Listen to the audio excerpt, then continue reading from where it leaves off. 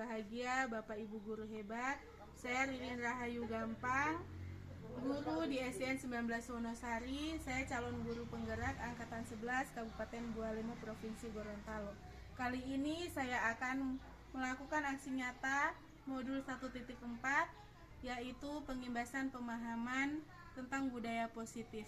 Semoga aksi nyata ini memberikan motivasi, memberikan informasi, dan dapat dilaksanakan dalam waktu yang berkelanjutan. Terima kasih. Waalaikumsalam warahmatullahi wabarakatuh.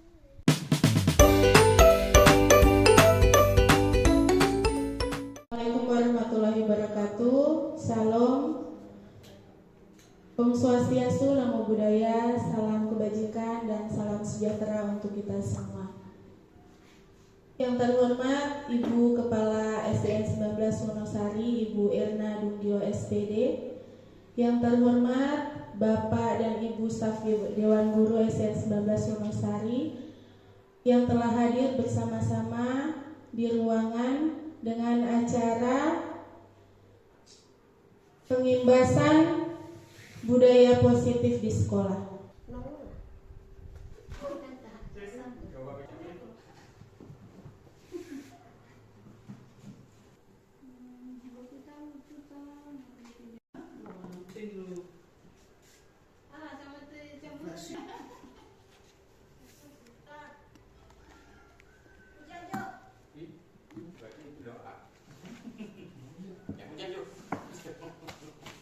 Bapak Ibu hadirin sekalian, baiklah kita langsung saja ke materi, yaitu menyebarkan pemahaman dan penerapan pengalaman budaya positif. Saya susun, saya Rahayu Gampang, Kabupaten Bualemo.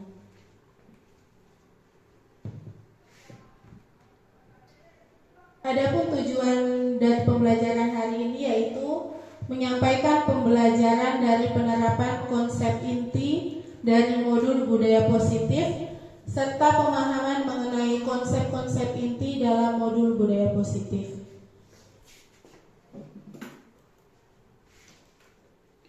Bapak Ibu hadirin sekalian, sebelum kita lanjut ke materi berikutnya, kita buat kesepakatan kelas dulu ya. Semua jalannya kegiatan. Dan yang terakhir, mengikuti materi dengan perasaan gembira. Apakah Bapak Ibu hadirin di dalam ruangan ini setuju dengan kesepakatan kelas? Setuju. Atau ada yang perlu ditambahkan? Pas. Ya, kita lanjut ke berikutnya, yaitu sebelumnya karena ini sudah memasuki siang hari, kita ice breaking dulu. Saya mohon untuk Bapak Ibu hadirin sekalian untuk berdiri semua.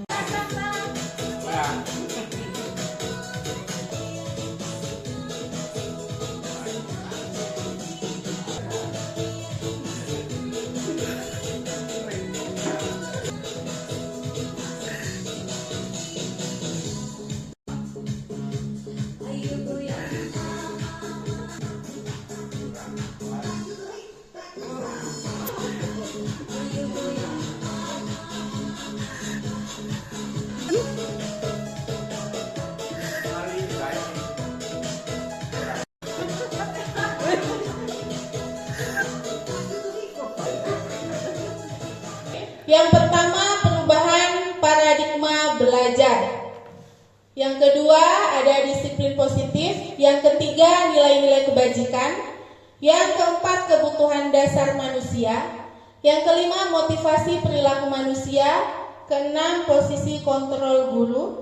Ketujuh, keyakinan kelas. Dan yang terakhir, kedelapan, yaitu segitiga restitusi. Jadi ini yang dipelajari, terutama kita sebagai guru di sekolah. Pelajaran dengan paradigma baru. Ada yang bisa membantu saya untuk membaca?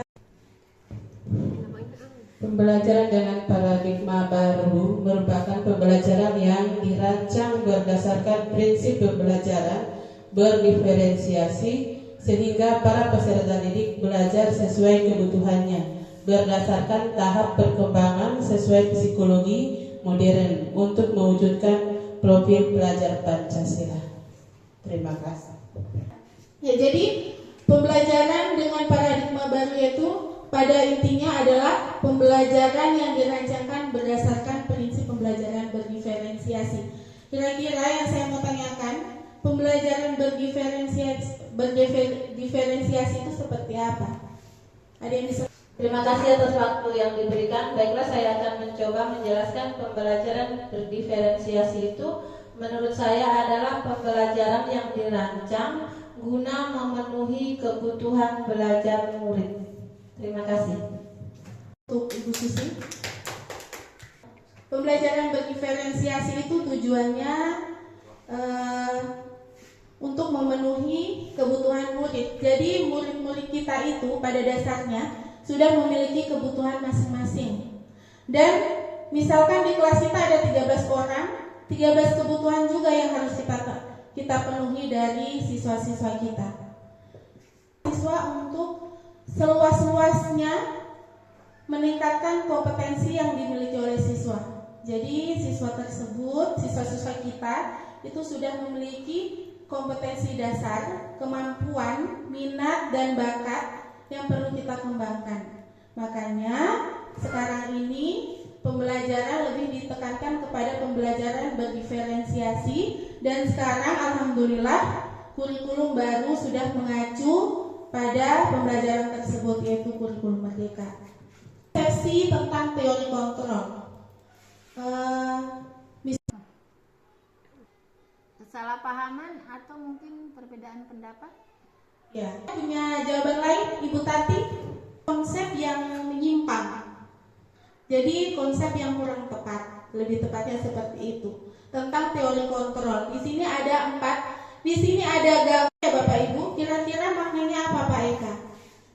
Ada orang yang memegang kunci besar di belakang punggung orang yang satunya lagi. Kira-kira maknanya itu apa? Jawab. Kenapa ini ada orang yang megang kunci di belakangnya? Karena ini kalau pendapat saya pribadi, mungkin ini kuncinya dipegang ini supaya orang yang di depan ini tidak bergerak, karena mengambil sesuatu yang memang positif, bahwa dia mengunci temannya ini karena itu sesuai dengan teori kontrol. Terima kasih. Ini seperti mengunci temannya supaya tidak bergerak, seperti teori kontrol, intinya seperti itu. Ini gambaran kalau orang yang di belakang ini berusaha untuk mengontrol teman yang satunya. Jadi terkadang dalam diri kita itu ada keinginan untuk mengontrol orang lain, ya, kadang seperti itu. Kadang misalkan ada yang tidak sesuai dengan pemikiran saya kepada misalkan Ibu Tati.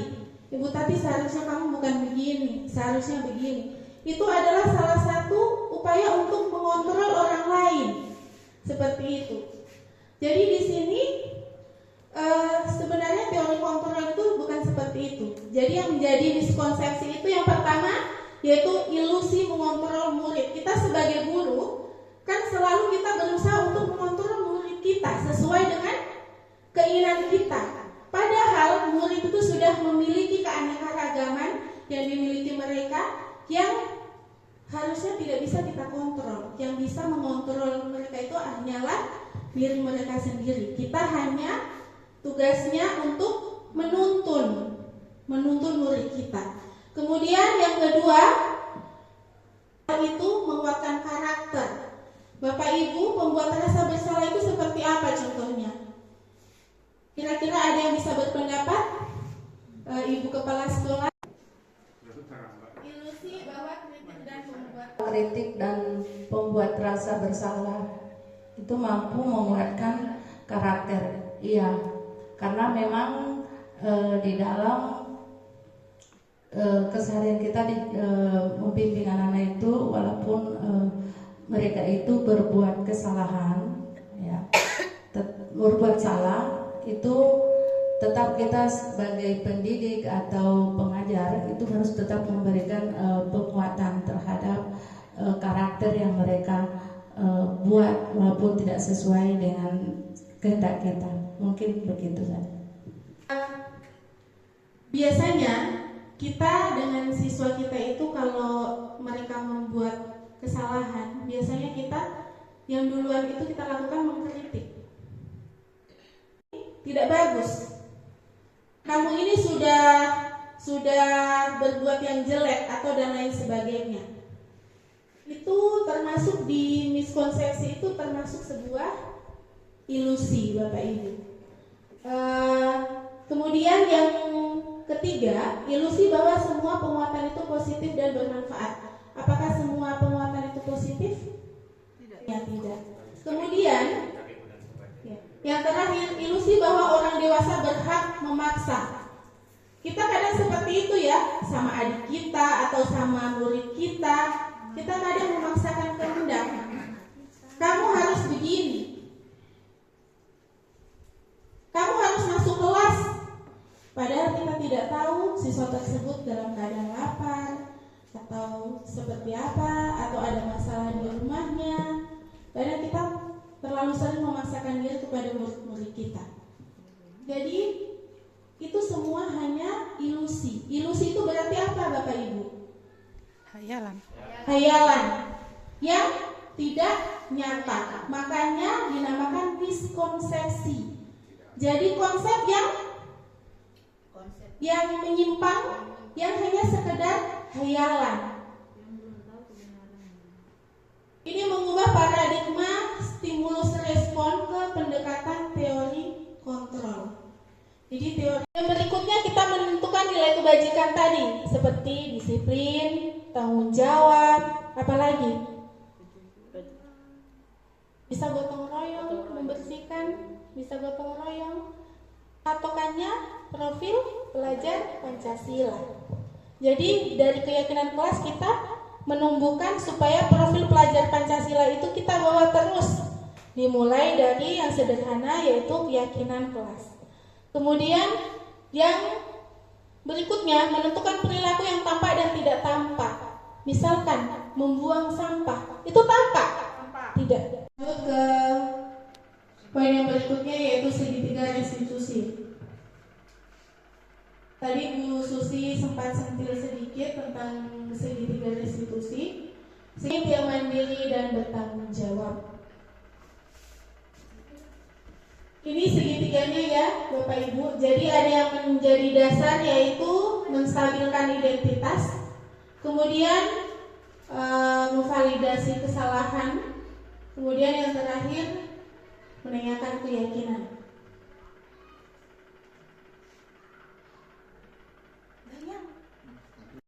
Yang pertama, jadi bagian dasar dari segitiga restitusi ini adalah menstabilkan identitas. Sebelumnya, yaitu menstabilkan identitas ini berdasarkan prinsip membuat kesalahan adalah bagian dari proses pembelajaran. Jadi kesalahan itu ada untuk menjadi pembelajaran buat kita. Karena Bapak Ibu tidak ada manusia yang mau berbuat salah terus menerus. Contohnya berbuat salah itu wajar. Kemudian tidak ada manusia yang sempurna. Bapak Ibu juga pernah melakukan itu. Dan kamu berhak merasa begitu. Itu contoh kalimat untuk menstabilkan identitas. Jadi kita buat nyaman dulu anak kita, siswa kita. Ya, jadi anak-anak, jadi misalkan Tati berbuat salah itu wajar. Nah, Ibu juga pernah berbuat salah. Jadi dia tidak berkecil hati dengan kesalahan yang dia buat.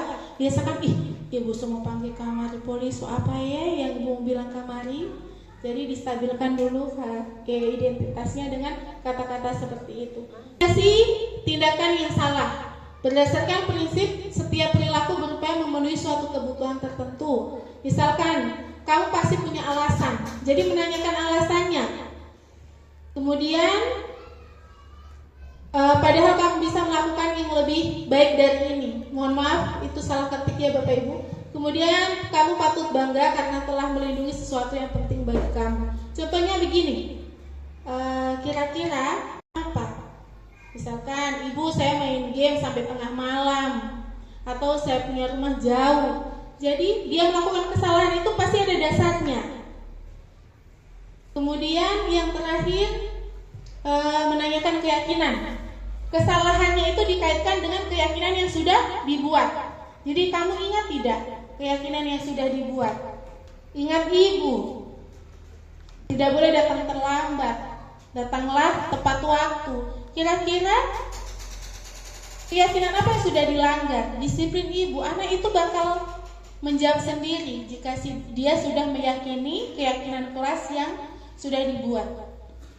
Kira-kira apa? Jadi kita membimbing siswa untuk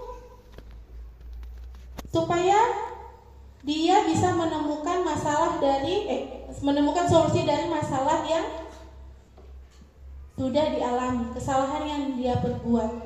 Jadi kita tidak tidak langsung menghukum dan lain sebagainya. Kita mencari tahu kira-kira anak itu melakukan kesalahan karena apa. Pasti ada penyebabnya Bapak Ibu. Bapak Ibu, kira-kira ada yang perlu dipertanyakan? Satu orang saja. Kira-kira dari apa yang saya sudah jelaskan tadi ada yang perlu ditanyakan?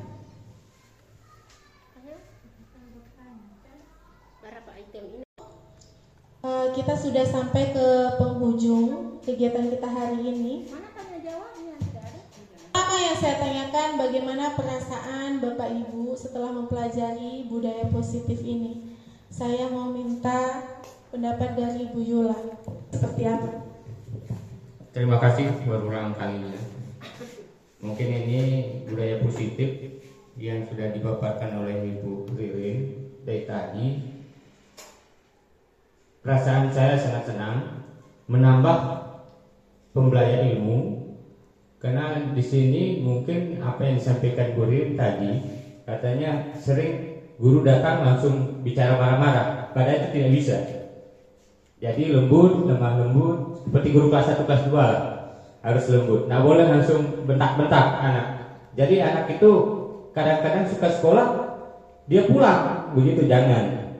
Jadi berikanlah aspirasi sebagai guru yang dituntun, yang suka disukai anak, supaya sekolah itu jadi nyaman. Terima kasih. Atas pendapatnya Pak Eka. Terima kasih karena Pak Eka sudah merasakan senang menerima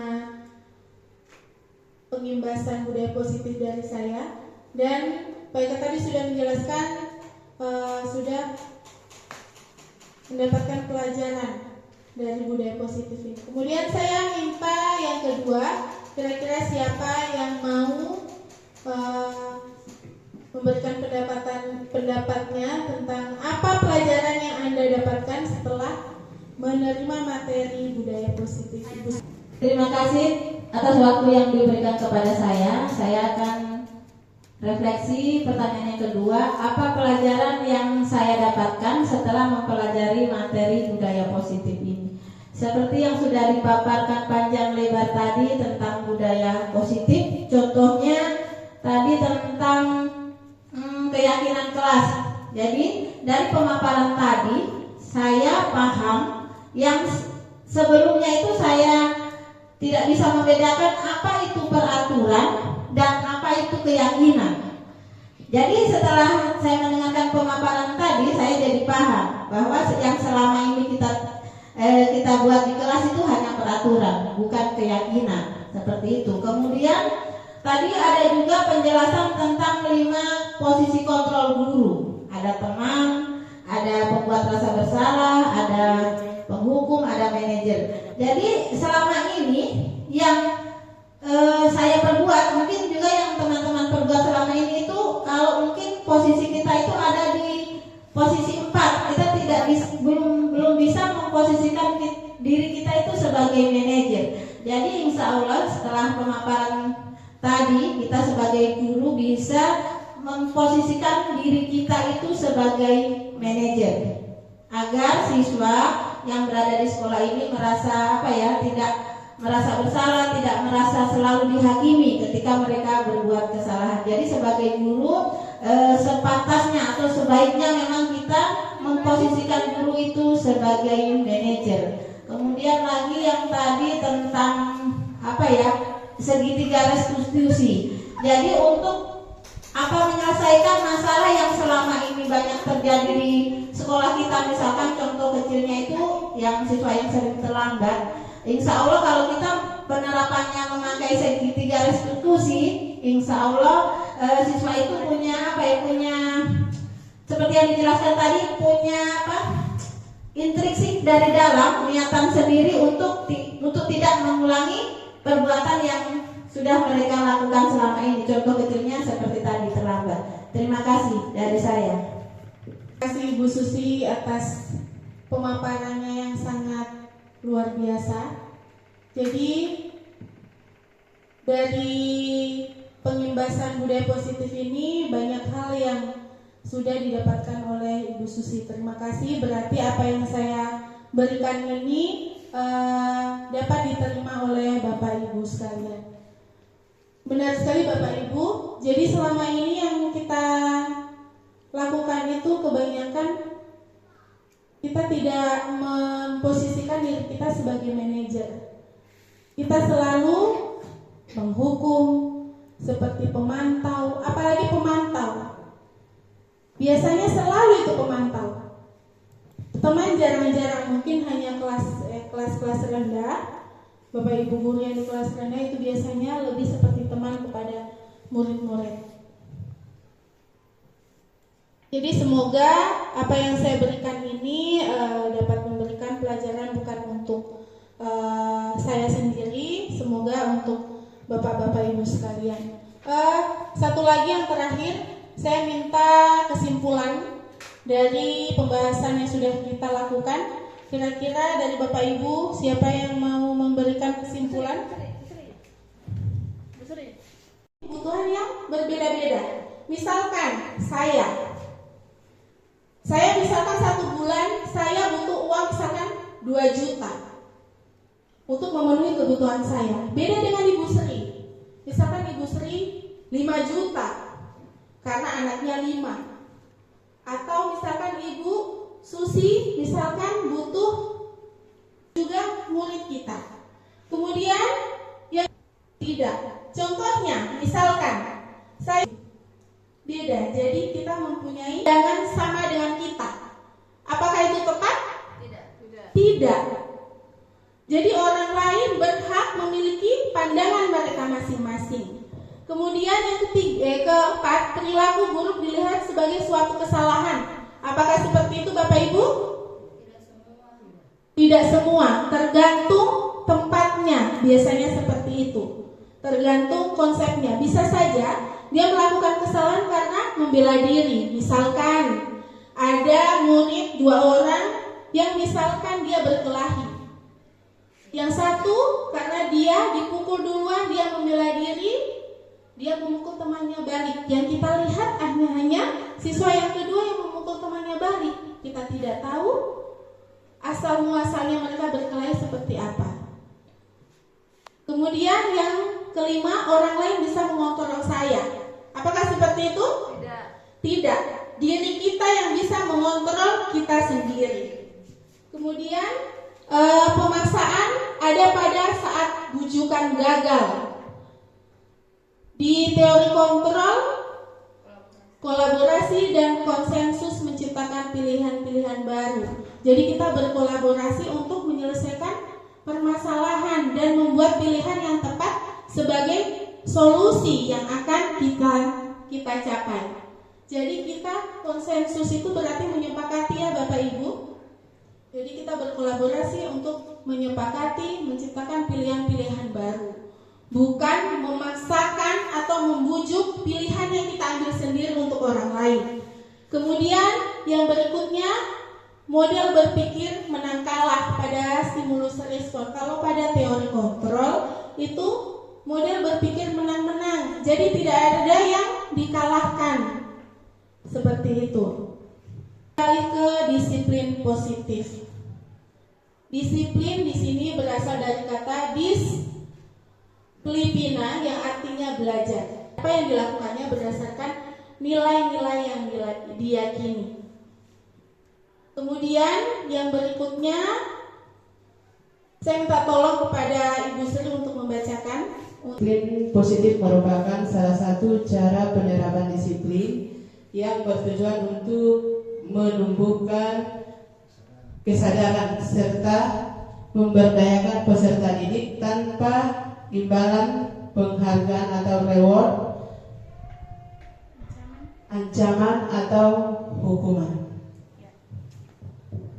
Terima kasih buat Ibu. Mendisiplinkan orang tanpa adanya hukuman, ancaman, dan penghargaan. Biasa kita dengan anak-anak kita seperti ini. Misalkan kita mempunyai anak kecil, kemudian anak kita menangis.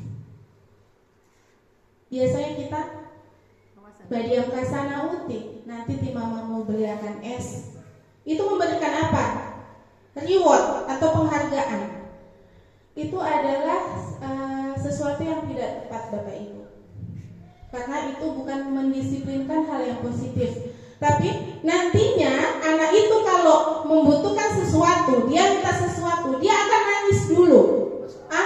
Saya mau nangis saja nanti juga dibelikan sama ibu atau sama mama.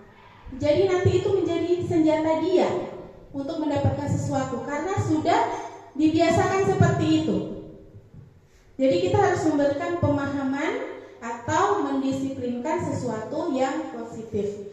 Kemudian sebagai pendidik, tujuan didik yang memiliki disiplin diri sehingga mereka berperilaku mengacu pada nilai-nilai kebajikan universal dan memiliki motivasi intrinsik dalam perubahan perilaku ke arah yang lebih baik. Kan di sini adalah perilaku yang mengacu pada nilai-nilai kebajikan. Kira-kira nilai-nilai kebajikan itu seperti apa? Untuk yang kesekian kalinya, untuk waktunya, saya akan mencoba menjawab nilai-nilai kebajikan universal, yaitu nilai-nilai yang biasanya kita sepakati dalam suatu instansi. Contohnya, misalkan kejujuran, baru kedisiplinan, tanggung jawab, mandiri, seperti itu dan lain sebagainya. Terima kasih. Nilai-nilai kebajikan itu nilai-nilai yang kita yakini dalam suatu instansi, misalkan kita di SDN 19 Wonosari. Nilai-nilai yang kita yakini itu misalkan murid harus disiplin, tanggung jawab, harus religius, misalkan seperti itu. Jadi nilai-nilai yang berlaku untuk umum yang ada di dalam lingkungan sekolah kita, itu yang harus kita yakini. Motivasi intrinsik itu apa kira-kira Bapak Ibu? Motivasi dalam diri kita, motivasi yang berasal dalam diri kita, bukan dari lingkungan. Biasanya kan misalkan saya mau dapat juara 1, saya harus belajar. Biasanya kan itu kan motivasi dalam diri kita. Misalkan saya datang lebih awal supaya saya tidak dimarahi oleh guru. Misalkan seperti itu motivasi dalam diri kita. Tapi misalkan motivasi ada yang di luar, ya, yang berasal dari luar, yaitu motivasi ekstrinsik. Itu biasa misalkan memakai seragam sekolah, itu yang memang sudah ditetapkan oleh sekolah kita, misalkan seperti itu. Kemudian yang selanjutnya, nilai-nilai kebajikan itu adalah nilai yang disepakati bersama, terlepas dari suku bangsa, agama, bahasa maupun latar belakangnya. Jadi nilai kebajikan itu tidak memandang dari segi suku, bahasa, agama, ataupun latar belakang dari seseorang. Kemudian contoh nilai kebajikan institusi atau organisasi yang pertama, profil pelajar Pancasila. Ada berapa Bapak Ibu? 6. Yang pertama, kepada Tuhan Yang Maha Esa dan berakhlak mulia. Pak Iman? Berkebinekaan global. Proyok. Ya. Mandiri, Bun. Mandiri. kreatif. Sosial organisasi, khususnya kita dalam dunia pendidikan sekolah. Ibo Primary Years Program atau PYP. Yang pertama yaitu ada toleransi, kemudian rasa dalam PYP. Kemudian yang terakhir adalah keterampilan hidup atau life skill, yaitu dapat dipercaya, lurus hati, pendengarnya aktif, tidak merendahkan orang lain dan memberikan yang terbaik dari diri kita. Yang berikutnya Bapak Ibu, jadi kita sebagai manusia itu mempunyai kebutuhan. Kira-kira kebutuhan yang kita perlukan itu apa saja? Apalagi kasih sayang, perlindungan. Dasar manusia adalah segala sesuatu yang kita lakukan untuk mendapatkan apa yang kita inginkan. Seluruh tindakan yang kita lakukan memiliki tujuan tertentu, dan semua usaha terbaik yang kita lakukan adalah dalam rangka agar kebutuhan dasar kita terpenuhi dengan baik. Ini ada langkahnya ya Bapak Ibu. Rumah, Kebutuhan tempat tinggal. itu adalah kebutuhan tempat tinggal. Butuh atau tidak? Butuh. Butuh sekali. Untuk berlindung dari panas terik matahari, hujan dan lain sebagainya. Kemudian tanda S biasanya apa Bapak Ibu? Uang. Biasanya untuk memenuhi segala kebutuhan kita. Untuk beli makanan, beli baju, membiayai anak sekolah dan lain sebagainya. Kemudian plus ini dilambangkan dengan pengakuan seperti itu, penghargaan. Itu juga kebutuhan Bapak Ibu. Kita mau tidak dihargai orang? Mau kan? Itu adalah kebutuhan dasar manusia. Jadi termasuk di situ. Penguasaan. Kita butuh menguasai misalkan diri kita. Menguasai apa? Misalkan kita dari guru. Kita kemudian naik tingkat menjadi kepala sekolah. Itu juga kekuasaan ya Bapak Ibu. Itu kita juga butuh naik level di hidup kita. Jadi jangan cuman istilahnya jangan cuma jalan di tempat atau begini-begini terus, istilah singkatnya. Kemudian baju, pakaian. Kita juga butuh pakaian ya Bapak Ibu. Harus, tidak mungkin kan kita tidak membutuhkan pakaian. Kita pasti perlu pakaian. Kemudian tanda hati, cinta, kasih sayang, rasa diterima. Betul sekali. Jadi kalau misalkan kita sebagai biasanya istri, biasanya lihat suami kita agak cuek sedikit, bagaimana perasaan kita? Marah. Kasih sayang. Dan itu merupakan ada 5 kebutuhan dasar manusia. Yang pertama bertahan hidup, termasuk di situ makanan, tempat tinggal, pakaian, keamanan, kesehatan, itu semua untuk bertahan hidup. Misalkan kita tidak makan, apakah kita bisa bertahan hidup? Lapar. Mungkin 1-2 jam, atau puasa misalkan 13-14 jam, mungkin kita masih hidup-hidup saja. Kalau sudah tidak makan seminggu, kita tidak bisa bertahan hidup. Kemudian pakaian. Kalau kita tidak memakai pakaian bagaimana? Kita malu ya untuk keluar rumah. Kemudian keamanan. Kita juga butuh keamanan. Keamanan misalkan dilindungi oleh pasangan kita, dilindungi oleh keluarga kita membutuhkan itu. Kemudian kesehatan. Butuh ya? Sangat butuh. Karena kalau kita tidak sehat, makan pun kita tidak bisa, tidak enak. Jadi kebutuhan kesehatan itu sangat penting. Kemudian yang kedua, kasih sayang dan rasa diterima. Termasuk di situ diperdulikan, berbagi, kerjasama, menjadi bagian dalam kelompok. Misalkan contohnya, saya dengan Pak Eka, saya cuek sama Pak Eka seminggu atau 1 hari saja, pasti Pak Eka bertanya-tanya, Ibu Ririn ini kenapa ya? Kok cuek-cuek sama saya? Kok Babah agak miring? Pasti Pak Eka mempertanyakan, karena sebelumnya tidak seperti itu. Jadi itu kebutuhan kita.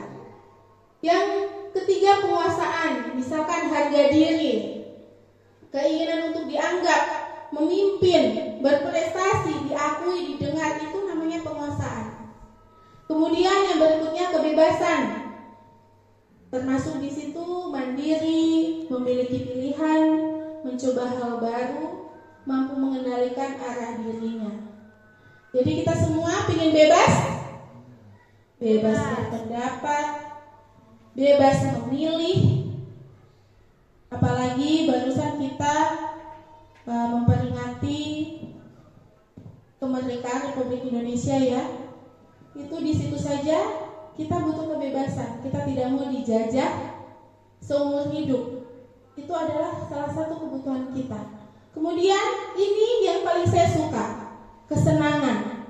Bermain, humoris, antusias, tertawa. Coba kalau misalkan Bapak Ibu puasa tertawa 1 jam saja, kira-kira bisa? Tidak bisa. Jadi itu 5 kebutuhan dasar manusia. Jika salah satunya tidak dipenuhi, pasti perilaku kita akan berubah. Betul tidak? Ya. Betul kan? Misalkan saya tidak dikasih duit dengan suami saya, bagaimana? Pasti munyu-munyu oh. Apalagi sudah tanggal tua, habis beras, tidak ada uang beli ikan, tidak ada uang beli beras, pasti bagaimana? Stres. Seperti kata Ibu Yula tadi, apa? Teriak. Teriaknya mungkin dalam hati ya Ibu Yula. Jadi jika ada satu saja kebutuhan kita tidak terpenuhi, itu akan merubah perilaku kita ya. Karena kita adalah manusia. Jadi kebutuhan pokok 5 kebutuhan dasar ini itu harus dipenuhi. Karena itu sangat berpengaruh dalam perilaku kita sehari-hari. Manusia.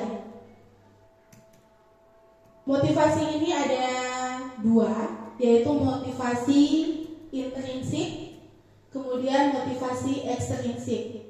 Motivasi intrinsik itu ada 2, untuk menghindari ketidaknyamanan atau hukuman.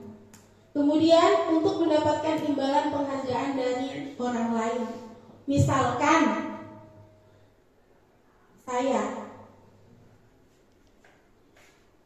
saya misalkan datang ke sekolah pagi, supaya saya tidak mudah pemarah, misalkan seperti itu. Itu motivasinya itu misalkan supaya menghindari ketidaknyamanan, misalkan seperti itu. Kalau misalkan saya terlambat terus, otomatis teman-teman guru di sini pasti, Ibu Ririn ini tiap hari terlambat. Pasti menggerutu ya Bapak Ibu. Jadi untuk menghindari ketidaknyamanan itu, saya berusaha. Nah, itu namanya motivasi yang ada dalam diri kita sendiri. Misalkan murid, saya mengerjakan PR supaya saya tidak dapat hukuman dari ibu. Itu motivasi dari dalam diri kita. Kemudian ada motivasi yang sumbernya dari luar, misalkan dari lingkungan. Misalkan ini di sini dijelaskan untuk menjadi orang yang mereka inginkan dan menghargai diri sendiri dengan nilai-nilai yang mereka percaya. Misalkan contohnya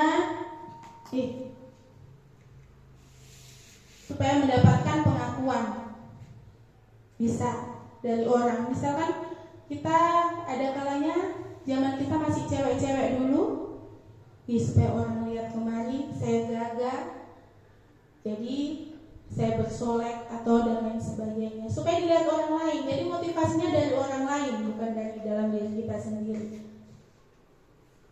Ini sesuai yang kita bahas di awal tadi, ada hukuman, konsekuensi, dan restitusi. Kira-kira Bapak Ibu, hukuman itu seperti apa?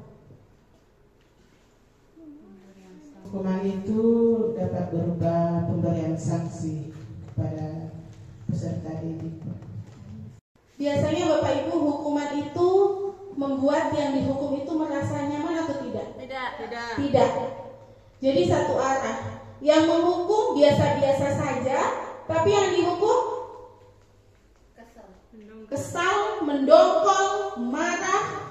Pengalaman saya pernah masih SMP disuruh angkat pasir dari kuala dekat sekolah untuk menimbun lapangan voli, dan itu kebetulan guru olahraga yang menyuruh saya. Semoga saja Pak Guru Liman tidak seperti itu, tidak seperti pengalaman saya.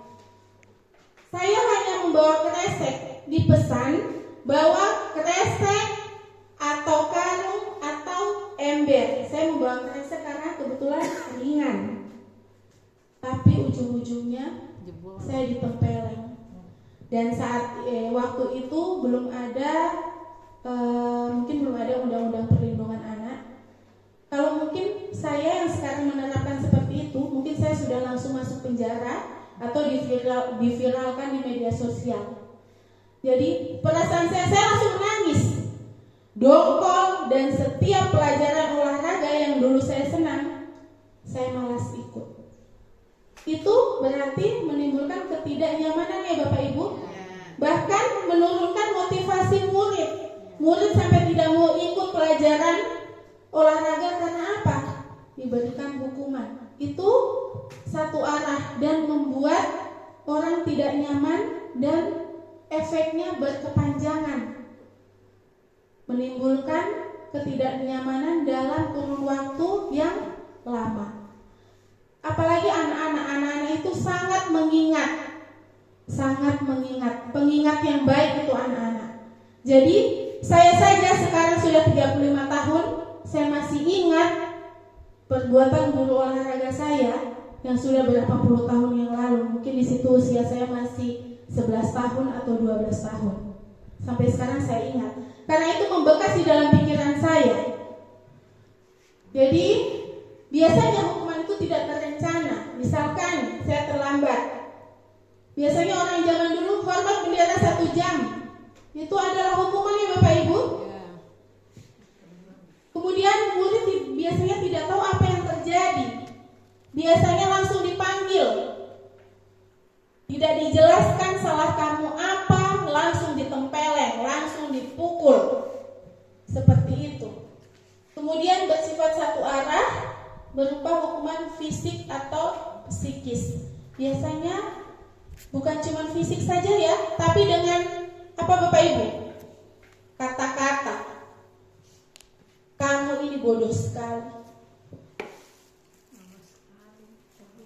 Ayo silahkan membersihkan kamar mandi sampai nanti jam istirahat. Gosok sampai mengkilat. Biasanya seperti itu merupakan hukuman. Kemudian konsekuensi. Ada yang bisa menjelaskan konsekuensi itu seperti apa? Ibu Tati. Menurut saya konsekuensi itu adalah dampak yang ditimbulkan dari perbuatan yang dibuat. Terima kasih. Sudah dilakukan. Jadi anak-anak biasanya, misalkan kamu terlambat, kamu menyebabkan apa jika kamu terlambat? Seperti itu. Dan konsekuensi itu tetap buat murid itu tidak nyaman ya. Tetap sama seperti hukuman, cuman agak berbeda sedikit. Biasanya terencana, disepakati sesuai aturan. Kemudian murid tetap dibuat tidak nyaman, dan sikap guru selalu memonitor. Misalkan karena kamu datang terlambat, kamu ketinggalan pelajaran jam pertama dengan jam kedua, nanti kamu harus mencatat pelajaran pelajaran yang sudah ketinggalan di jam pertama dan kedua. Itu biasanya konsekuensi seperti itu. Jadi anak berbuat kesalahan, jadi saat itu juga harus harus melakukan supaya untuk menutupi kesalahannya tersebut. Kemudian restitusi. Restitusi ini adalah proses menciptakan kondisi bagi murid untuk memperbaiki kesalahan. Jadi siswa tersebut tidak ditekan, tidak dihakimi, tapi dipersiapkan untuk memperbaiki kesalahannya dan memulihkan. Jadi selain dia bisa mengetahui kesalahannya apa, kemudian memperbaiki, mencari solusi, dan memulihkan hatinya. Jadi kita buat di restitusi ini anak-anak itu senyamannya mungkin. Biasanya kita dengan menyapa terlebih dahulu, kita membuat anak misalkan dipanggil hanya berdua. Biasanya kan kita memarahi siswa itu di depan siswa lain, dan bukan, mungkin saya juga kemarin-kemarin seperti itu, bukan mungkin, sering bahkan. Biasanya kan kita kan refleks kepada murid-murid kita, refleks langsung memarahi. Misalkan ada siswa yang tidak baris, kita langsung meneriaki. Dan saya juga seperti itu.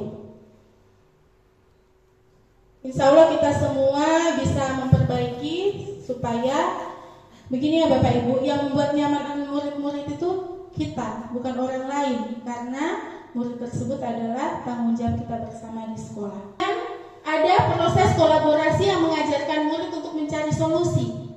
Jadi di dalam restitusi itu murid berkolaborasi dengan guru untuk mencari solusi bersama yang membuat murid tersebut menjadi nyaman tanpa merugikan dia dan bisa menyelesaikan masalah. Itu restitusi. Dan dari ketiga tipe ini, hukuman, konsekuensi, restitusi, kira-kira mana yang terbaik Bapak Ibu? Restitusi. Insya Allah kita bisa menjalankannya ya. Saya juga masih belajar. Ini juga baru saya dapatkan di pendidikan guru penggerak. Ternyata selama ini saya sangat salah menghadapi siswa-siswa. Sebagai penghukum. Kemudian yang kedua, pembuat rasa bersalah. Ketiga, sebagai teman. Keempat, sebagai pemantau. Kelima, sebagai manajer. Penghukum, misalkan tadi ada anak terlambat, langsung disuruh sikat kamar mandi. Itu penghukum. Kemudian pembuat rasa bersalah, misalkan seperti ini. Biasanya kita seperti ini Bapak Ibu. Kamu tidak kasihan sama ibu. Kalau kamu berbuat seperti ini terus, kira-kira baik tidak? Itu membuat rasa bersalah ya. Dari kata-kata kita tersebut anak-anak biasa melo. Betul yang ibu bilang. Seolah-olah masalah itu, kesalahan itu dibebankan kepada anak semua. Anak sudah bersalah, tapi lebih kita buat merasa bersalah lagi. Itu pembuatan rasa bersalah. Kemudian sebagai teman, misalkan kita begini, ayo kerja ke sana UT, kerja saja, kerja baik-baik kan. Biasa begitu kita sebagai teman. Kemudian pemantau, misalkan begini, tulis halaman 1 sampai 5 harus dikerjakan sampai selesai. Sebentar ibu periksa lagi. Biasa seperti itu pemantau. Kemudian yang terakhir sebagai manajer. Kira-kira ada yang bisa menjelaskan? Manajer. Kontrol guru sebagai manajer, kalau menurut saya dari kata manajer. Manajer ini berarti kita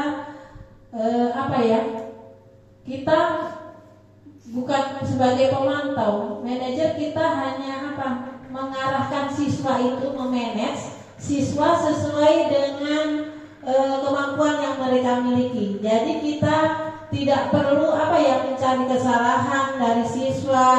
Kemudian ketika siswa bersalah itu kita melakukan tindakan restitusi, segitiga restitusi seperti itu.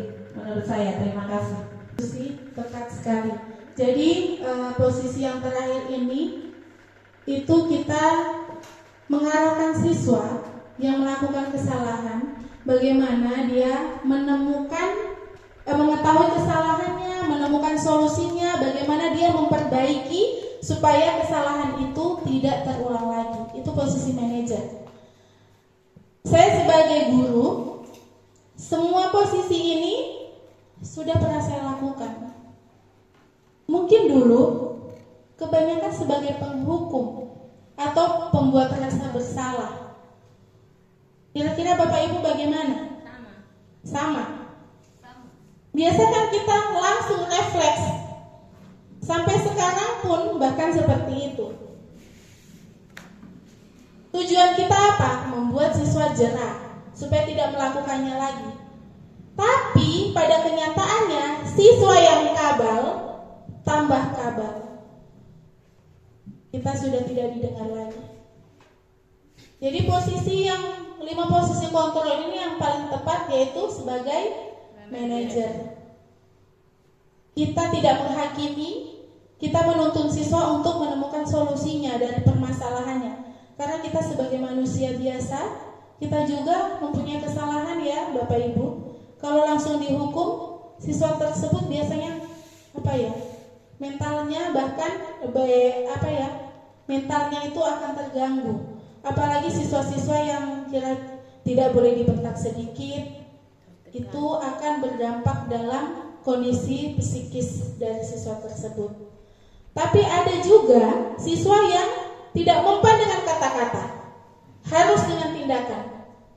Itulah kebutuhan dasar dari manusia yang harus kita pahami sebagai guru.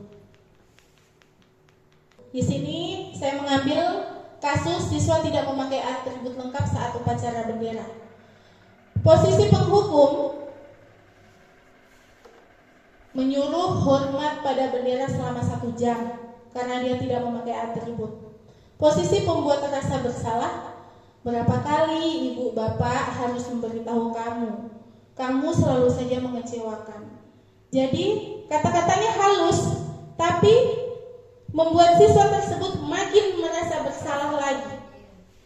Kemudian yang berikutnya, posisi teman. Ayo dong ikuti aturan sekolah, tolong bantu ibu ya sekali ini.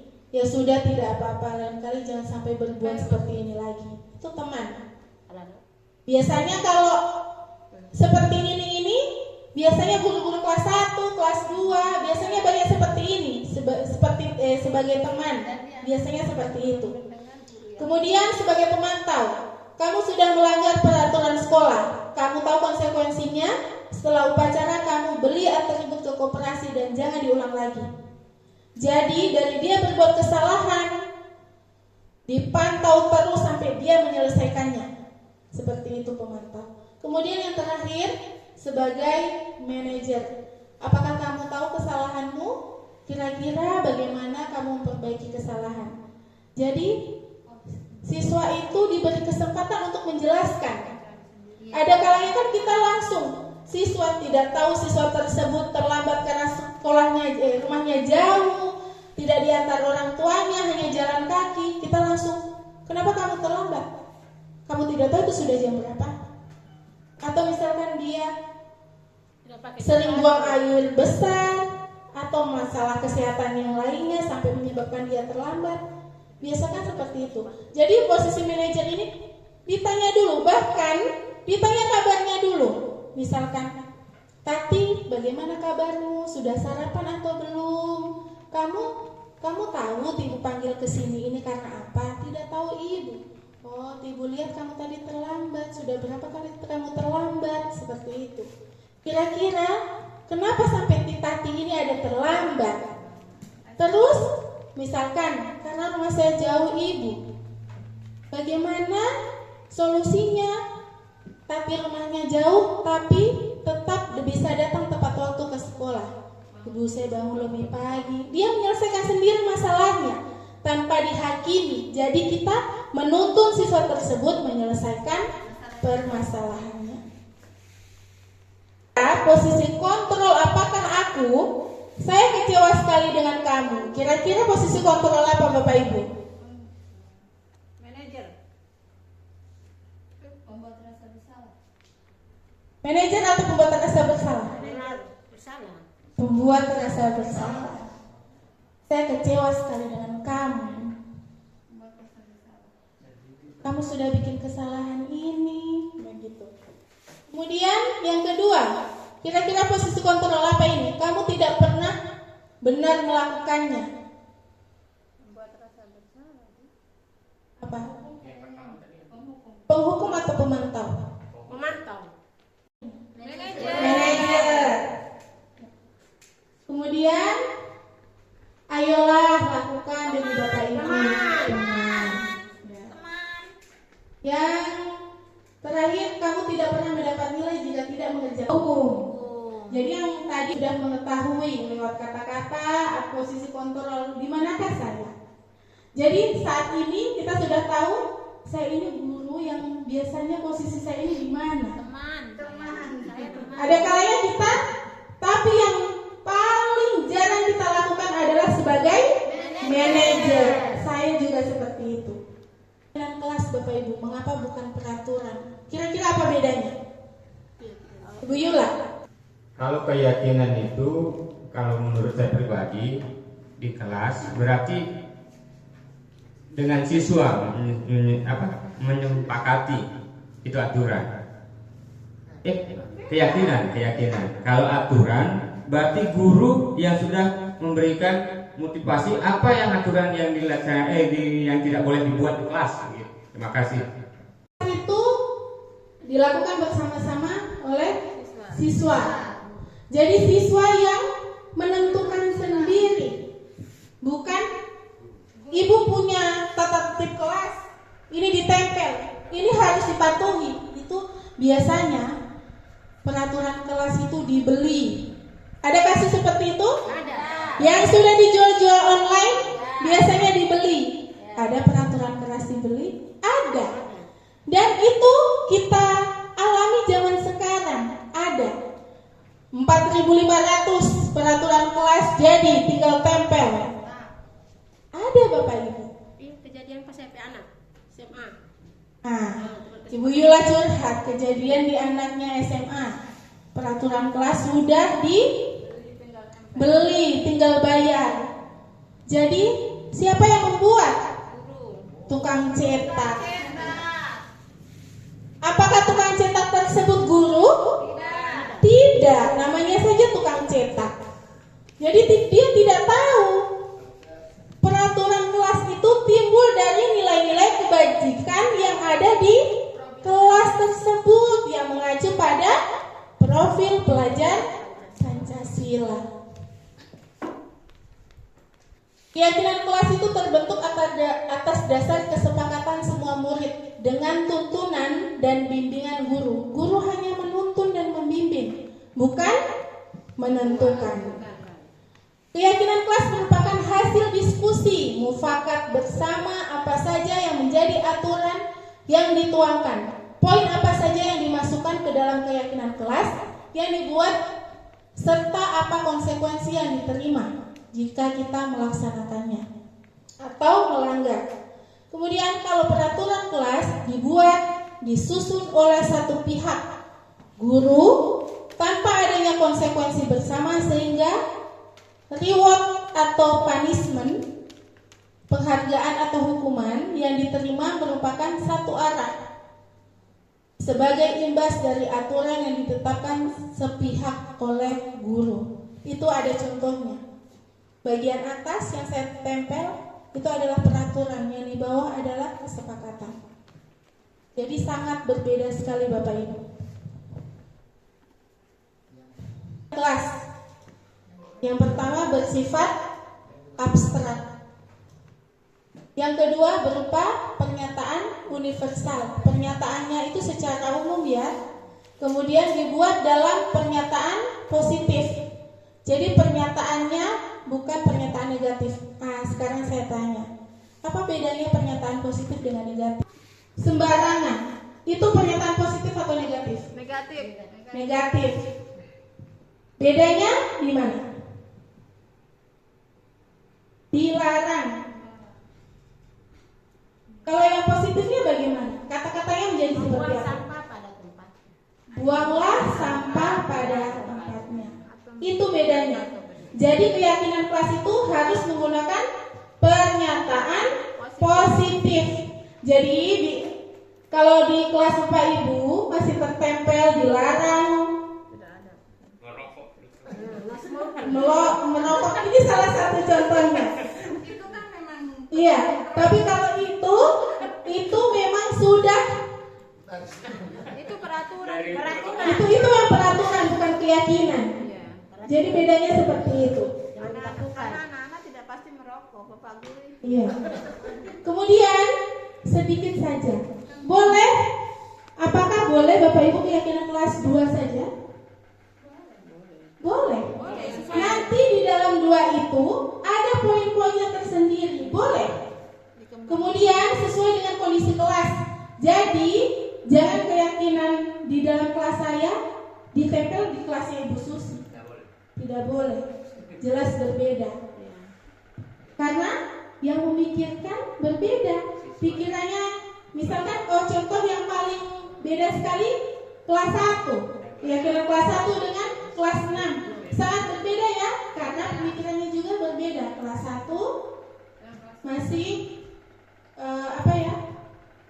dari PAUD ke SD, masih pemikirannya mungkin masih sangat sederhana. Kemudian dengan peraturan kelas yang dibuat oleh siswa kelas 6 itu sangat berbeda. Kemudian semua warga sekolah atau warga kelas dilibatkan saat membuat keyakinan seperti yang dijelaskan Pak Guru Eka tadi. Jadi dilibatkan anak-anak, misalkan contoh kecilnya kita biasanya ada sticky note yang warna-warni kita bagikan kepada siswa. Siswa sudah memikirkan sendiri kira-kira apa yang mereka inginkan di dalam kelas ini. Tadi misalkan dilarang buang sampah. Itu pemikiran mereka, itu dibiarkan saja, tidak apa-apa Bapak Ibu. Nanti tugas kita merubah kalimat negatif tersebut menjadi kalimat positif atau pernyataan positif. Keyakinan kelas yang pertama, berdiskusi memunculkan peraturan-peraturan yang perlu ditaati. Jadi misalkan kayak dilarang buang sampah pada tempatnya, itu masih dalam bentuk peraturan, belum keyakinan. Kemudian mengubah peraturan-peraturan menjadi kalimat yang lebih positif. Misalkan tadi dilarang mencoret dinding atau dilarang membuang sampah sembarangan. Dirubah menjadi buanglah sampah pada tempatnya atau jagalah kebersihan dinding kelas kita. Menjadi seperti itu. Kemudian menyarikan peraturan-peraturan menjadi nilai-nilai kebajikan. Misalkan kayak misalkan kayak pakailah seragam sekolah. Itu kira-kira nilai kebajikannya apa? Nilai apa? Yang sudah dijelaskan Ibu Susi tadi. Disiplin. Jadi nilai kebajikannya simpel saja, disiplin. Kemudian buanglah sampah pada tempatnya. Termasuk nilai kebajikan apa? Kebersihan. Bisa juga tanggung jawab. Buanglah sampah pada tempatnya. Jadi nilai kebajikannya tanggung jawab. Seperti itu. Kemudian berdiskusi mengenai gambaran perilaku yang mencerminkan keyakinan kelas.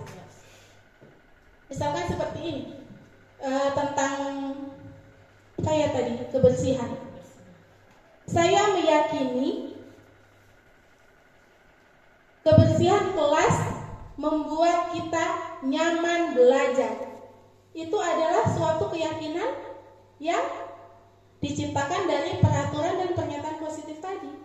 Jadi itu yang diyakini. Jadi melihat tadi dari kata negatif, pernyataan negatif misalkan dilarang buang sampah pada tempatnya, menjadi kalimat positif buanglah sampah pada tempatnya.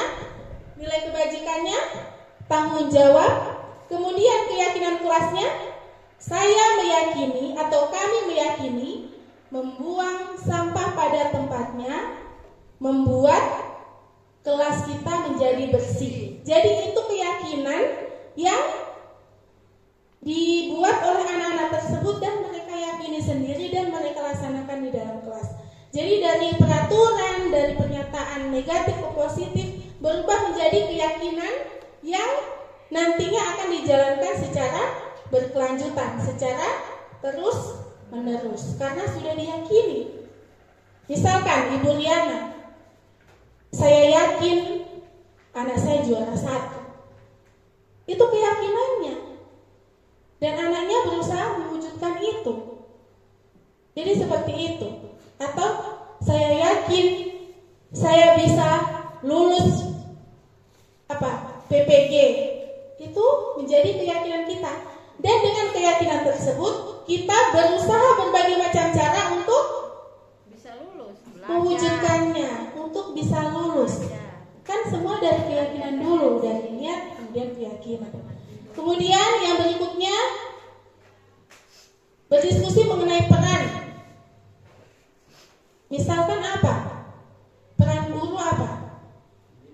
Dari misalkan menjaga kebersihan tadi. Mengarahkan. Siswanya perannya apa? Melaksanakan. Kemudian misalkan kalau disiplin gurunya memberikan contoh, memberikan contoh. Siswanya apa? Mencoba. Jadi seperti itu. Jadi semua berperan. Kemudian yang terakhir, meninjau kembali keyakinan kelas dari waktu ke waktu. Kenapa ditinjau? Karena semester genap bukan itu lagi, atau tahun ajaran baru siswanya sudah ganti, bukan itu lagi, karena itu dibuat oleh siswa yang tahun kemarin. Jika kita ganti siswa yang adik kelasnya misalkan dari siswa kelas 5 naik ke kelas 6, bukan itu lagi yang dibuat, hasil pemikiran mereka lagi, siswa yang baru lagi. Makanya perlu peninjauan. Yang kedua, peninjauan juga berlaku apakah itu sudah dilaksanakan dengan baik. Jadi kita saling kerjasama antara murid dengan guru di dalam kelas. Kemudian berikutnya ini jadi terima kasih Bu Hartati atas kesimpulannya. Kesimpulan budaya positif yang ada di nilai, keyakinan, dan kebiasaan-kebiasaan di sekolah yang berpihak pada murid. Intinya nilai-nilai yang harus kita jalankan itu harus berpihak pada murid. Jadi supaya murid tersebut merasakan kenyamanan dan supaya murid tersebut bisa berkembang menjadi pribadi yang kritis, penuh hormat dan bertanggung jawab, tentunya memiliki budaya positif. Bapak Ibu hadirin sekalian, terima kasih atas kesempatan yang diberikan, terima kasih atas kehadirannya di kegiatan kita hari ini. Lebih dan kurangnya saya mohon maaf. Terima kasih. Wabillahi taufiq wal hidayah. Wassalamualaikum warahmatullahi wabarakatuh. Waalaikumsalam warahmatullahi wabarakatuh. Atas kesempatan yang diberikan dalam pemaparan materi tadi, saya menurut pendapat saya untuk kesimpulan kali ini adalah kita sebagai seorang guru harus memiliki kemampuan manajerial siswa dan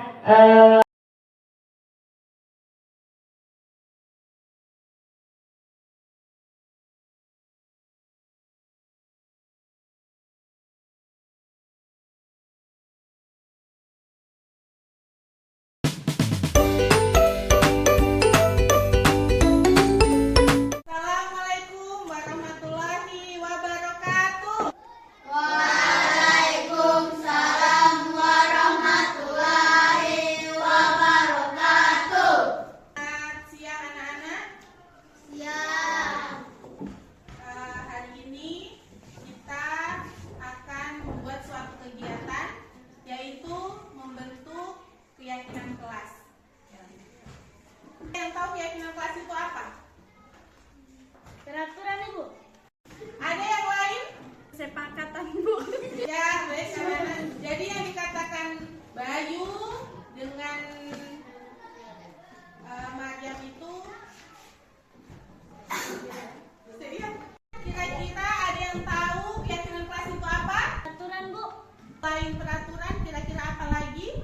kesepakatan, Bu.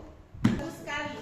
Jadi yang dikatakan Adik Bayu tadi dengan Maryam itu benar. Keyakinan itu adalah peraturan atau kesepakatan. Adik-adik sekalian, jadi keyakinan kelas itu terbentuk dari peraturan-peraturan dan kesepakatan-kesepakatan yang sudah kita sepakati bersama. Adik-adik sekalian, sekarang kita akan membuat keyakinan kelas tersebut. Jadi keyakinan kelas itu kalian sendiri yang menentukan. Setuju? Setuju.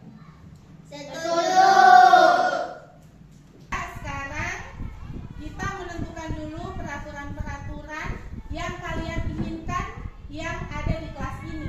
Ibu kasih contoh ya. Misalkan dilarang membuang sampah sembarangan. Itu contohnya.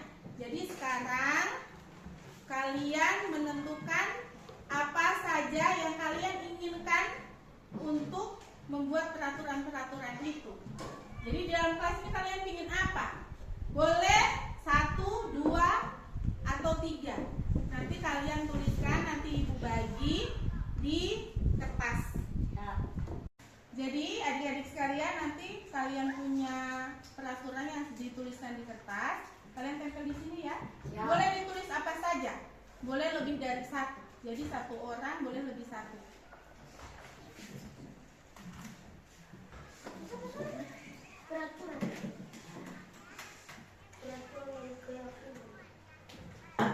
Ibu mau bagikan. Jadi peraturan-peraturan yang kalian mau di dalam kelas ini dituliskan di sini ya. Boleh 1, boleh 2, boleh 3. Jadi boleh sama, boleh tidak. Tapi yang ibu mau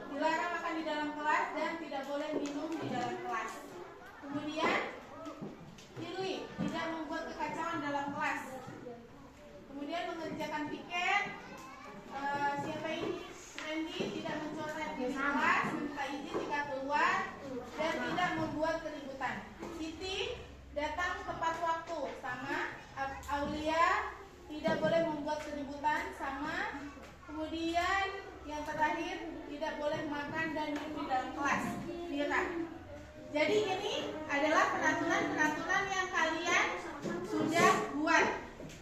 Minta ada tadi buat keributan di dalam kelas. Coba kira-kira kata yang selain tidak itu bisa diganti seperti apa? Jadi adik-adik sekalian, tadi peraturannya sudah kalian buat. Ini masih ada yang berbentuk pernyataan negatif. Misalnya, tidak membuang sampah di dalam kelas, itu kita akan rubah ke kalimat positif. Tidak membuang sampah di dalam kelas berarti apa? Menjaga kebersihan kelas. Jadi seperti itu ya? Ya. Paham? Paham. Jadi sekarang kalian tuliskan kata-kata yang masih ada kata tidaknya itu diubah menjadi pernyataan positif. Jadi kata-kata tidaknya dihilangkan. Misalkan tidak membuang sampah di dalam kelas menjadi jangan membuang sampah di dalam kelas. Begitu ya? Atau kalau tidak, menjaga kebersihan kelas. Sudah paham? Sudah. Katanya. Sudah. Sudah selesai? Sudah. Kalau sudah selesai merubah pernyataan negatif ke pernyataan positif, silakan ditempelkan di kertas yang ini. Kalimat positif. Ayo silakan ditempelkan.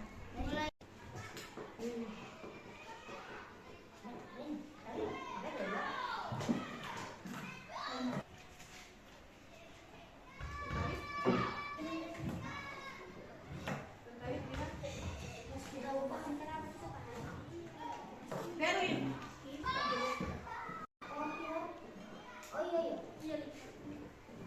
Randy. Rivian.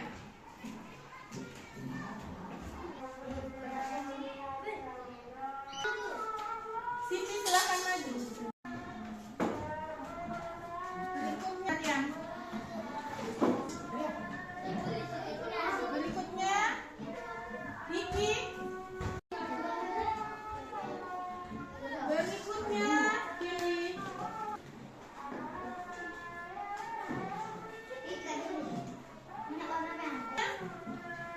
Siapa lagi? Apris. Siapa lagi yang belum?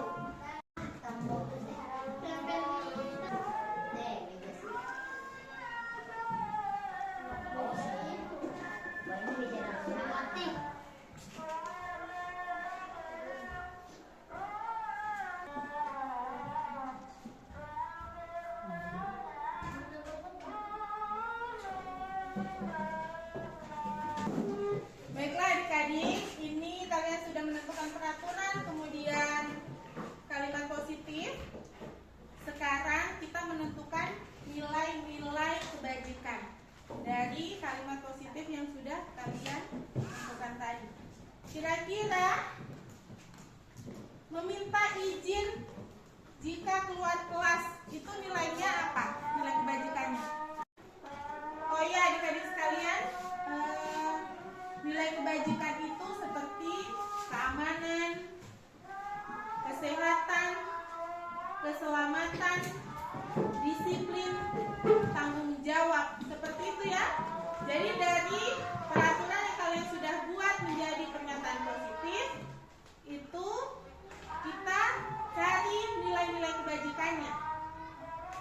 Sekarang di sini ada meminta izin jika keluar kelas. Kira-kira nilai kebajikannya apa? Disiplin. Ya betul sekali. Yang pertama nilai kebajikan disiplin ya. Tulis di sini. Disiplin. Kedua, menjaga kebersihan kelas. Kira-kira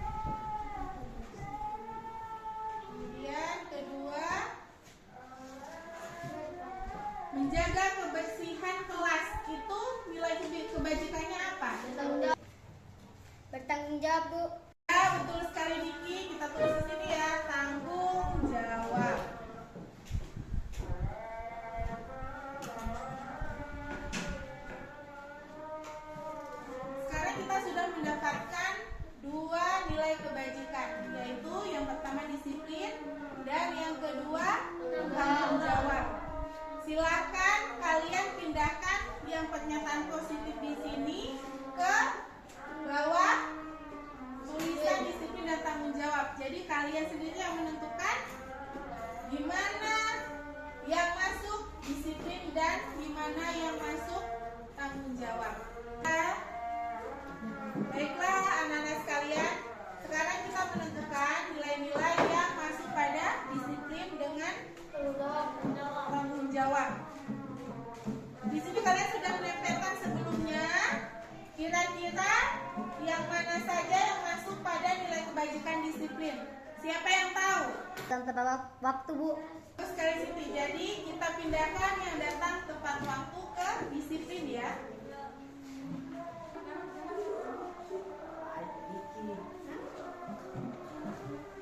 Kira-kira siapa yang mau menempelkan yang berikutnya?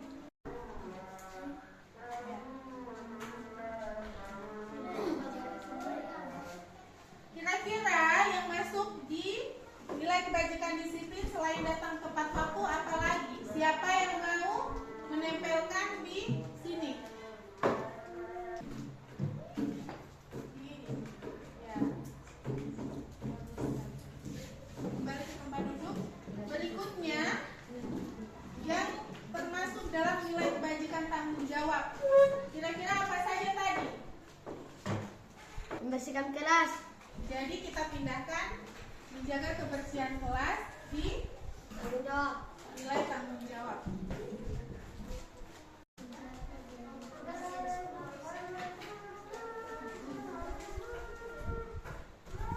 Kira-kira siapa yang mau menempelkan yang berikutnya? Ya, Bu. Oke, silakan dari maju ke depan. Coba dilihat apa lagi di situ. Siapa lagi yang mau menempelkan? Ya, Bu. Ya. Selain itu apa lagi, Cak?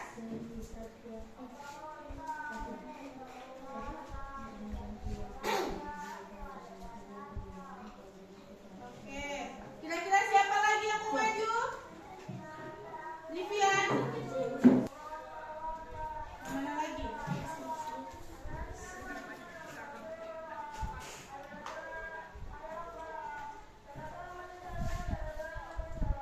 Oke, silakan kembali ke tempat duduk.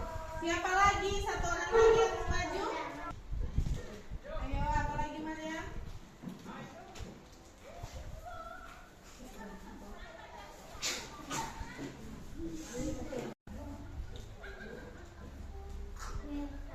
Masih ada dua lagi. Silakan masih ditempelkan, Maria.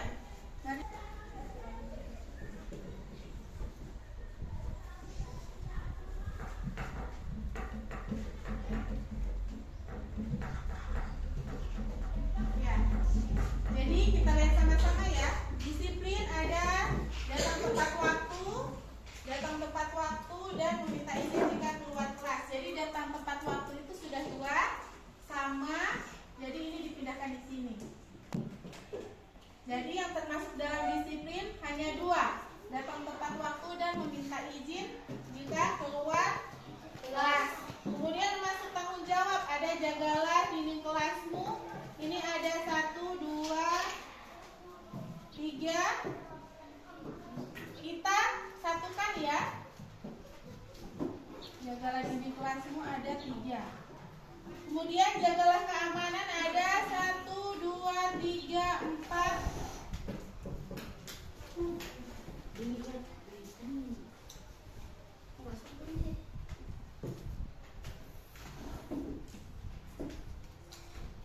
Ada 5. Dan sisanya menjaga kebersihan kelas. Jadi yang termasuk dalam tanggung jawab itu ada 3. Yang pertama, jagalah dinding kelasmu. Yang kedua, jagalah keamanan kelasmu. Dan yang ketiga, jagalah kebersihan kelas.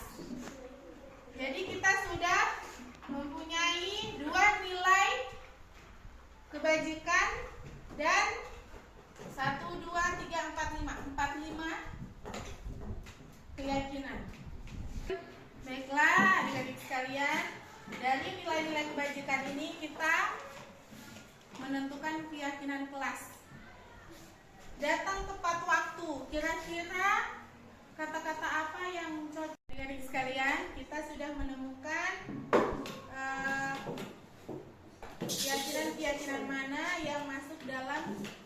Nilai kebajikan disiplin dengan tanggung jawab. Di disiplin ada dua, yaitu datang tepat waktu dan meminta izin jika keluar kelas. Biasa, kalimat yang bagus untuk datang tepat waktu itu apa? Saya Bu, menghargai waktu kunci kesuksesan. Bagus sekali Ica. Kita tulis ya, menghargai waktu kunci kesuksesan.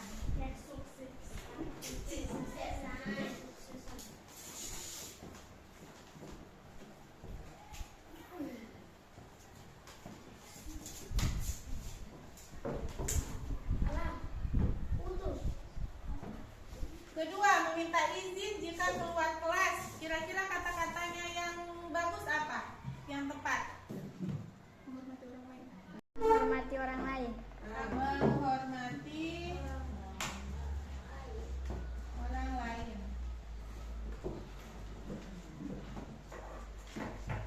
Kita beralih ke sini. Jagalah dinding kelasmu, jagalah keamanan kelasmu, jagalah kebersihan. Kira-kira apa? Yang ketiga, keamanan itu setiap orang berhak merasa aman. Setuju? Setuju.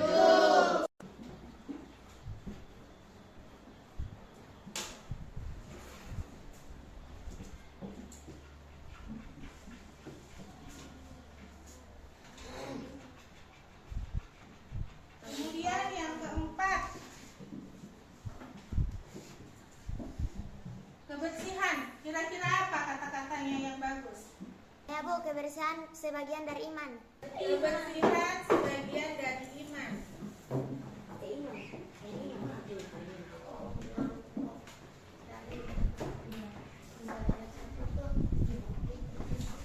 Oke, jadi kita sudah mendapatkan 4 keyakinan. Yang pertama, menghargai waktu untuk kesuksesan. Kedua, menghormati orang lain. Setiap orang berhak merasa aman, dan kebersihan sebagian. Ya, anak-anak sekalian, tadi di sini sudah ada datang tepat waktu ya. Datang tepat waktu. Yang tidak tampak apa? Datang terlambat. Jadi di sini datang terlambat. Kalau di sini jagalah kebersihan kelas.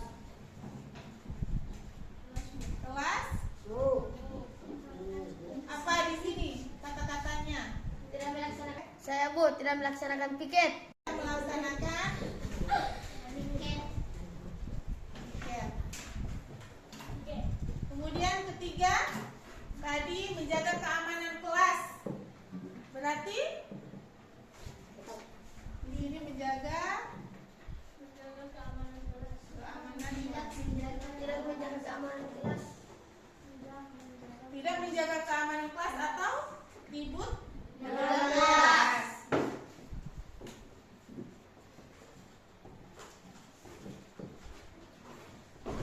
Oke, sudah.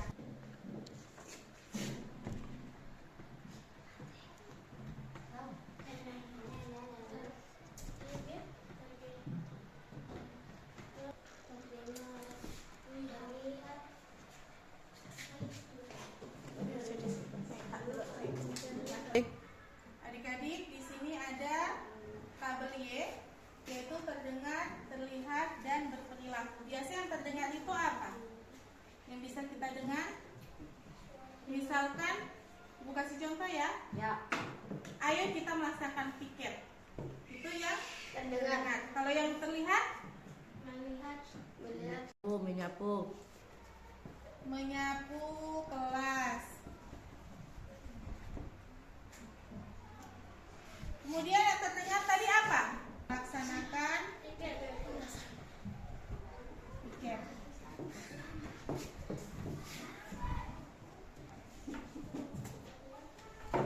Perilaku?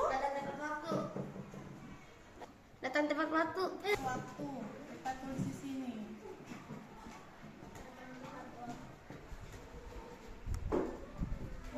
Sudah hanya itu? Siapa lagi? Bisa pilih yang terdengar, terlihat, berperilaku. Siti? Sampah. Membuang sampah kita tulis di mana Siti? Terlihat.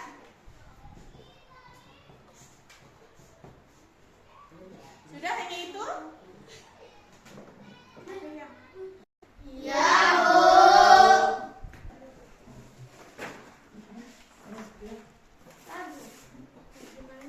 Jadi adik-adik kita pindah ke sini ya? Ya. Tugas guru itu apa saja? Mengajar. Mengajar, Bu. Mengajar. Kalau tugas guru mengajar, tugas siswa apa? Tugas Saya, Bu, menerima materi. terima materi pelajaran. Ya. Kedua, apa lagi? Tugas guru. Tugas guru. Memberi nilai. Nilai.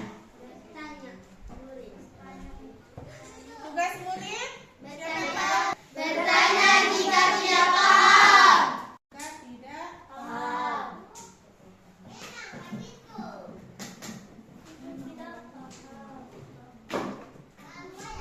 Sudah? Sekarang sudah paham? Bagaimana membentuk keyakinan kelas? Ya. Baiklah adik-adik sekalian, jadi kita sudah menyepakati ada 4 keyakinan kelas, yaitu menghargai waktu kunci kesuksesan, kedua menghormati orang lain, ketiga setiap orang berhak merasa aman, keempat kebersihan sebagian dari iman. Jadi keempat ini yang harus kita yakini dan kita laksanakan setiap harinya. Bukan hanya kalian yang melaksanakan, tetapi ibu juga. Sekian pembentukan keyakinan kelas pada hari ini. Semoga kita bisa laksanakan secara terus-menerus ya. Setuju? Setuju.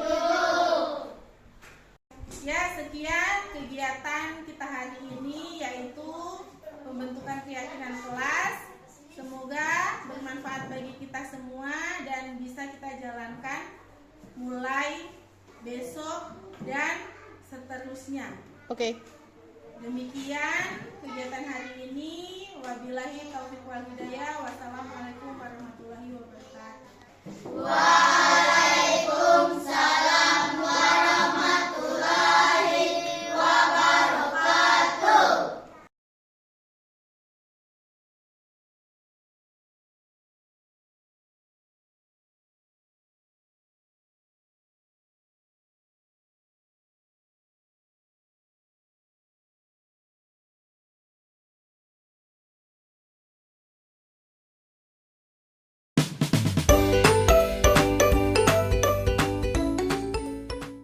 Assalamualaikum warahmatullahi wabarakatuh. Saya Erna Dunggio, Kepala SDN 19 Wonosari, sangat senang dan bangga karena Ibu Ririn Rahayu Gampang masuk menjadi guru penggerak. Diseminasi pengimpasan merupakan bentuk aksi nyata budaya positif. Semoga hal ini dapat memberikan pengetahuan, motivasi peserta dan dapat diterapkan di sekolah untuk masa yang akan datang dan berkelanjutan. Terima kasih. Wassalamualaikum warahmatullahi wabarakatuh. Assalamualaikum warahmatullahi wabarakatuh. Saya Susilo Denik Pratiwi, SPD, guru kelas 4 SDN 19 Wonosari. Saya sangat senang dan bangga karena Ibu Ririn Rahayu Gampang masuk menjadi guru penggerak. Diseminasi pengimbasan merupakan bentuk aksi nyata budaya positif. Semoga hal ini dapat memberikan penguatan, motivasi, serta dapat diterapkan di sekolah untuk masa yang akan datang dan berkelanjutan. Terima kasih. Wassalamualaikum warahmatullahi wabarakatuh. Assalamualaikum warahmatullahi wabarakatuh. Saya Abdul Latif Sunge, siswa kelas 6 SDN 19 Wonosari. Setelah melaksanakan budaya positif dalam pembentukan keyakinan kelas, saya merasa sangat senang karena kelas menjadi aman. Kami selalu menjaga kebersihan kelas dan saling menghargai. Terima kasih. Wassalamualaikum warahmatullahi wabarakatuh.